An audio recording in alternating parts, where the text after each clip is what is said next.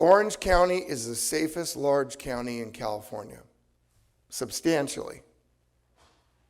But that, in my opinion, is going to change.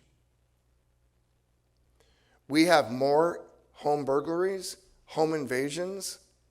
We have people in Shady Canyon whose homes have been surveyed for days because of the wide expanses in the green belts.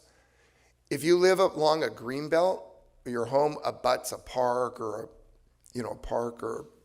open space, you better start figuring out what you're going to do to see that side of your house. You also need to alarm your upstairs, your windows, and have motion detectors upstairs. Most people only have motion detectors downstairs. The point of entries tend to be the upstairs. They go for all the safes. Huntington Harbor in Huntington Beach has been just eviscerated by people coming in on boats, going in, and then they steal all the stuff, roll the safe down the stairs, and throw it on the boat, and then escape that way at night after watching your house. The primary problem is coming out of Chile. There's something called there's a 45-day visa. I had no idea until we started suffering all these burglaries. If you want to come into the United States from any country for 45 days or less, you can online apply for a visa. It's all electronic.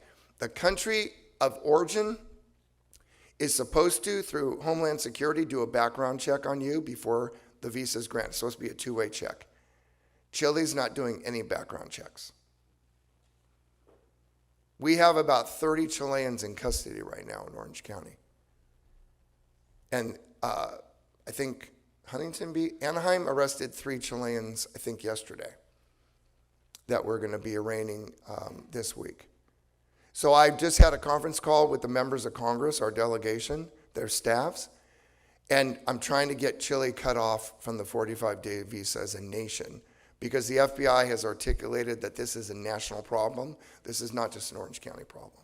So I'm working with Congress, our members, to try to get this done. But it's well documented, so stay tuned on that.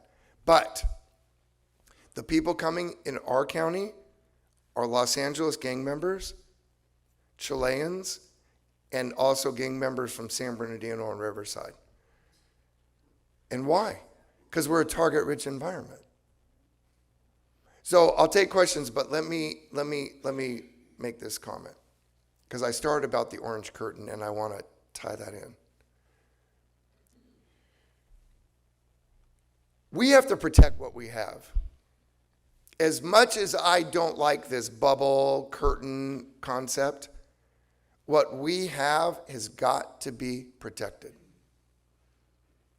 We have to make it very clear, and some of you came up to me and thanked me, and I'm very, very grateful. You recognize that I am fighting a fight which is a national fight as a district attorney on a national stage. George Soros has elected DAs who could care less about public safety. George Soros has elected DAs now in Oakland. Pamela Davis sued police, and now she's the DA. She's lost about 15 prosecutors who have now gone to San Francisco, where they recalled Chesa Boudin, and now Ms. Jenkins is the DA, a career prosecutor.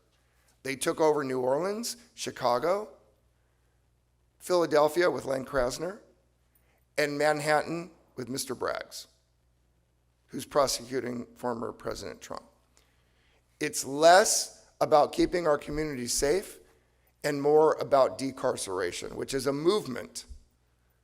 It's called decarceration, which means to reverse incarceration.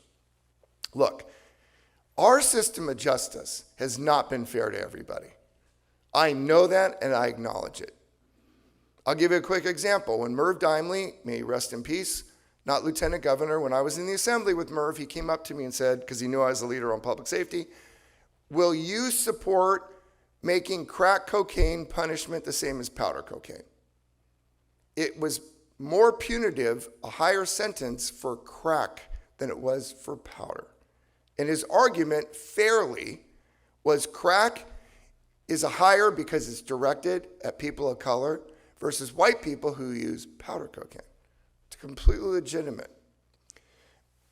I said to Merv, instead of lowering the punishment for crack, why don't we just raise the punishment for powder?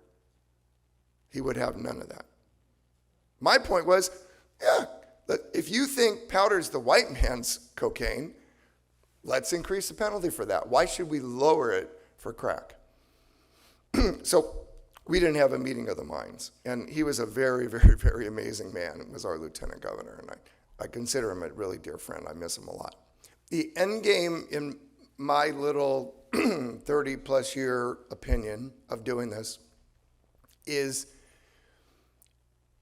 there's a majority of legislators who come from communities who strongly believe, and I can't necessarily argue, I've already made this argument that I think a lot of it is true, where the police and prosecutors have been unfair to people in their communities generationally. So they're going to use this opportunity to level the playing field. They're going to make us suffer today's society for the past sins of behavior in the past. And that's happening in a lot of other policy areas, right? So that's a philosophy.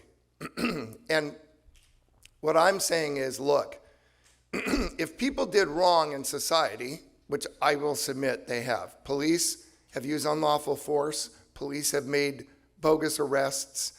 I would argue it's less common, although still pervasive enough and concerning. But it's especially happened in the South.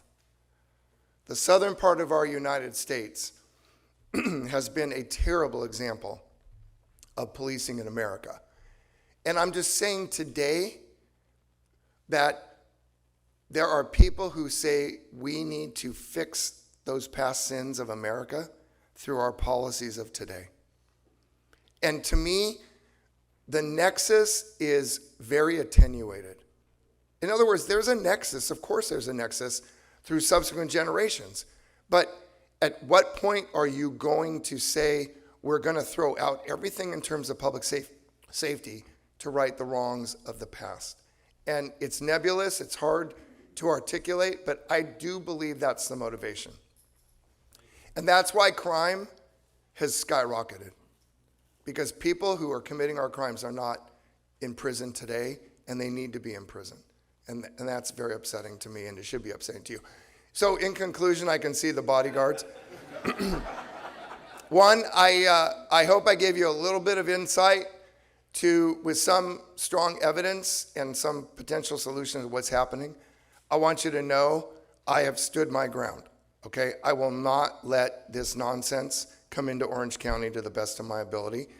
And the margin that I won by in June, the 41-point margin, despite I had a Soros candidate against me, to me is testament that this public here still supports what I stand for.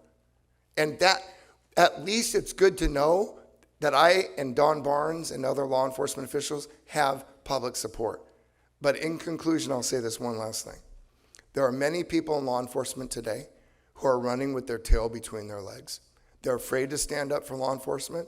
They feel that it's not the right place to be. And I wrote a piece I didn't get time to talk about in the Orange County Register about 3 weeks ago, defending the police. Why aren't the police writing those pieces about the chiefs? Why aren't they talking about defending the police? Why is the DA talking about defending the police? And I think it's because chiefs are appointed by city managers, and I'm elected. So I have a different platform than somebody who's appointed because they're appointed at the whim of a council to a city manager and the like.